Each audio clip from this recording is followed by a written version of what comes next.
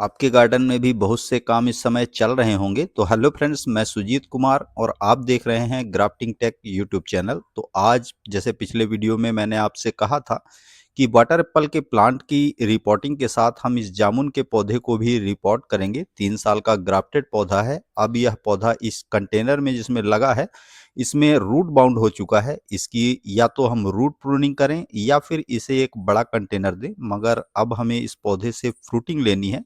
तो फ्रूटिंग लेने के लिए फ्रेंड हमें इस पौधे को दूसरे कंटेनर में शिफ्ट करना पड़ेगा।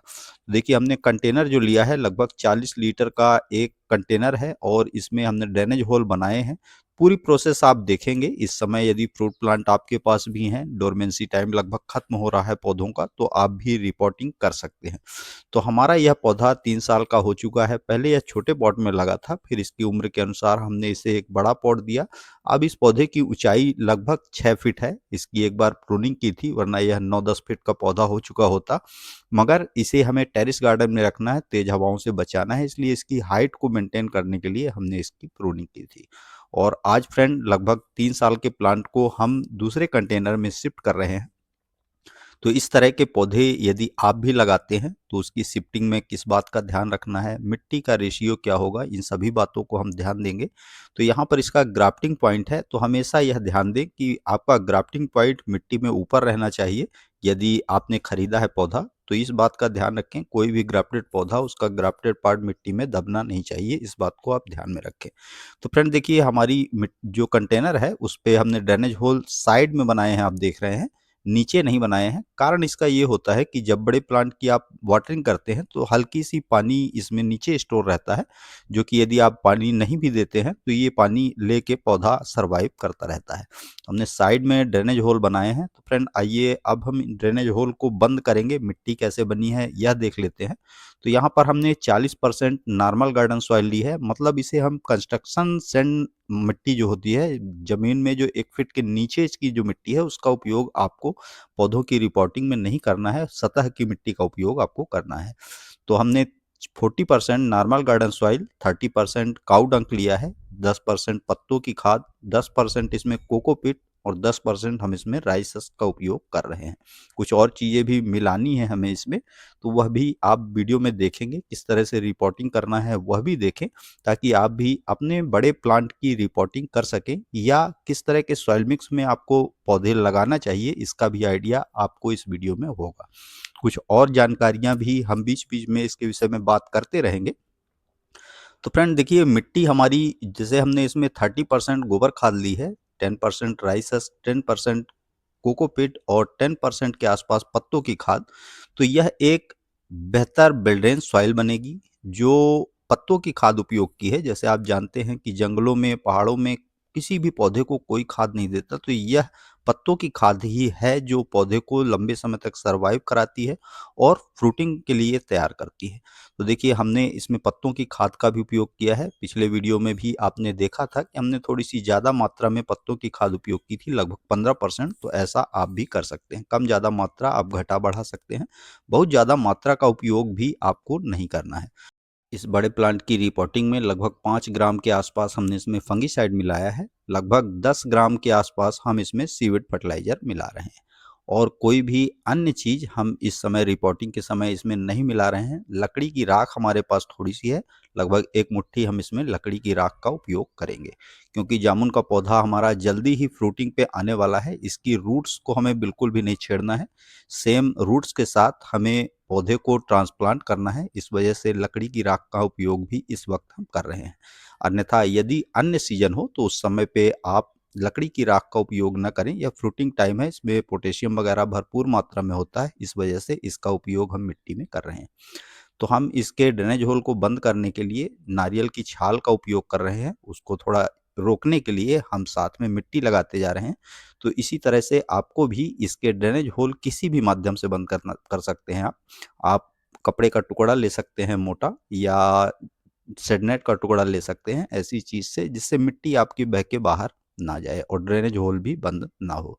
क्योंकि पानी यदि स्टोर ज़्यादा होगा, जैसे मान लीजिए आपने वाटरिंग की और पानी सही ढंग से ड्रेन नहीं हो पाया, तो वह पौधे के लिए नुकसानदायक रहता है। उस कंडीशन में पौधा आपका धीरे-धीरे मरने की कगार पे पहुँच जाता है और लास्ट में वो पौधा खराब हो जाता है। तो मिट्टी हमेशा बिल्डेन बनाएँ। आप ज़रूरी नहीं कि आपके पास राइस हस्क हो, कोकोपीट हो या ऐसी इंग्रेडिएंट्स, तो आप इसकी जगह पे रेत का भी उपयोग कर सकते हैं। मगर कोशिश करें कि रेत का उपयोग आपको कम से कम करना पड़े। साथ में जो मिट्टी है उसे बिल्डेन बनाने के लिए कुछ ना कुछ अलग से मटेरियल भी आपके पास होना चाहिए। तो देखिए हमने इसमें जो ड्रेनेज होल थे उनको लगभग हमने बंद कर लिया है, तो इसी तरह से आपको भी करना है। तो फ्रेंड अगली प्रोसेस हम देख लेते हैं कि इसकी जो मिट्टी हम इसमें, हाँ एक बात और ध्यान रखें कि जो मिट्टी हमने इसमें सतह में लगा रहे हैं उसकी मोटाई लगभग 4 से 5 इंच के आसपास है, ताकि पौधा हमारा 3 से 4 सालों तक इस कंटेनर में चलता रहे। ऊपर आपको खाली भी रखना है 2 से ढाई इंच, तो आपको ऐसी व्यवस्था बनानी है कि आपका पौधा कंटेनर में पूरी तरह से अंदर रहे, साथ में 2.5 से 3 इंच के आसपास आपका कंटेनर भी खाली रहे, ताकि आगे चल के जब खाद फर्टिलाइजर आपको देना हो तो उसमें जगह रहनी चाहिए। वरना यदि इसे अभी से आप फुल कर देंगे तो फिर इसमें जगह नहीं रहेगी और फिर आप फर्टिलाइजर नहीं दे पाएंगे, आपको जल्दी से जल्दी पौधे को ट्रांसप्लांट फिर से करना पड़ेगा। तो देखिए हमने इसमें एक 4-5 इंच की लेयर मिट्टी की बिछा दी है जो हमने सॉइल मिक्स बनाया है। अब आइए पौधे को हम बाहर कर लेते हैं। तो फ्रेंड कोई भी कंटेनर हो सकता है, आप बड़े कंटेनर में हो सकते हैं, छोटे कंटेनर में, इस तरह से आपको इसे थपथपाना है। इससे ये परत छोड़ देगा और इसे आप आसानी से बाहर निकाल पाएंगे। जब भी पौधे की रिपोर्टिंग करें तो एक दिन पहले से आपको इसे पानी देने बंद कर देना है, ताकि मिट्टी आसानी से कंटेनर से बाहर निकल आए। तो देखिए इस तरह से लिटा के पैर लगा के आपको कंटेनर के इस कॉर्नर में और पौधे को उसके रूट बॉल सहित बाहर की ओर खींचना है। बिना पौधा डैमेज हुए आपका बाहर आ जाएगा। देखिए पूरी तरह से रूट बाउंड है, मगर इसकी रूट्स को हम ज़्यादा छेड़ेंगे नहीं, सिर्फ थोड़ा थोड़ा सा खोल देते हैं। थोड़ी बहुत कट भी हो जाएंगी तो उससे ज़्यादा प्रभाव नहीं पड़ेगा, क्योंकि रूट बॉल हमारा पूरी तरह से सलामत है। हम चाहें तो इसे ज्यों का त्यों भी रिपोर्ट कर सकते हैं, मगर हल्की सी जो नीचे की तेज गठान सी बन गई हैं रूट्स की, उनको हम अलग करके और इस पौधे को दूसरे पॉट में शिफ्ट करेंगे। तो देखिए हमने रूट्स को ज़्यादा नहीं छेड़ा है, सिर्फ नीचे की कुछ रूट्स को हमने अलग किया है, रूट्स को खोल दिया है ताकि वे गमले में अच्छे से बढ़ सके। तो आइए अब हम इसे गमले में शिफ्ट कर लेते हैं और अगली प्रोसेस देख लेते हैं। मिट्टी रूट बॉल को हमने बिल्कुल इसलिए नहीं छेड़ा है क्योंकि हमें उसी पॉट में नहीं शिफ्ट करना था। यदि इस तरह के बड़े पौधे को आपको उसी सेम प्लांटर में शिफ्ट करना है, उस स्थिति पे आप इस पौधे की रूट प्रूनिंग भी कर सकते हैं। तो देखिए हमने इसे दूसरे कंटेनर में शिफ्ट किया है। देखिए बिल्कुल सही स्थान पे पौधा आपको रखना है बीचों बीच, ताकि देखने में भी सुंदर लगे, और इस तरह से चारों तरफ से आपको मिट्टी फिल करना है। ऊपर आप देख सकते हैं कि लगभग 2.5 से 3 इंच हमारा गमला खाली रहेगा। अभी हमको जब भी हम फर्टिलाइजर देंगे तो इसमें फर्टिलाइजर देने के लिए पर्याप्त स्थान भी रहेगा। जामुन का पौधा फुल सनलविंग प्लांट है, कभी भी इसे छाया वाली जगह पे ना रखें, वरना इस पौधे पर फ्रूटिंग कभी नहीं आती। तो देखिए इसे हम अब फुल सनलाइट वाली जगह पे रखेंगे। ट्रांसप्लांट करने की प्रक्रिया लगभग पूरी हो गई है।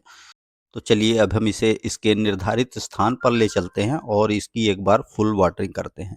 जितना पानी इस समय के मौसम के अनुसार हम दे रहे हैं, यह पानी लगभग 14 से 15 दिन के लिए पर्याप्त है। आगे चल के मौसम के अनुसार हम इसकी वाटरिंग बढ़ाएंगे।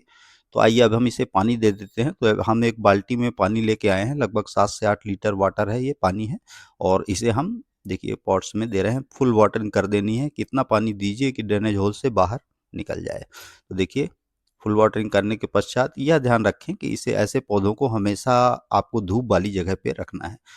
तो लास्ट में फ्रेंड, यदि जानकारी दी गई जानकारी आपको पसंद आई हो तो वीडियो को एक लाइक, और इसी तरह के गार्डनिंग और ग्राफ्टिंग से रिलेटेड नए अपडेट्स के लिए चैनल को सब्सक्राइब करके हमसे जुड़िए जरूर, ताकि इसी तरह के अपडेट्स आप आगे भी देख पाएँ। तो अभी के लिए इतना ही। Thank you.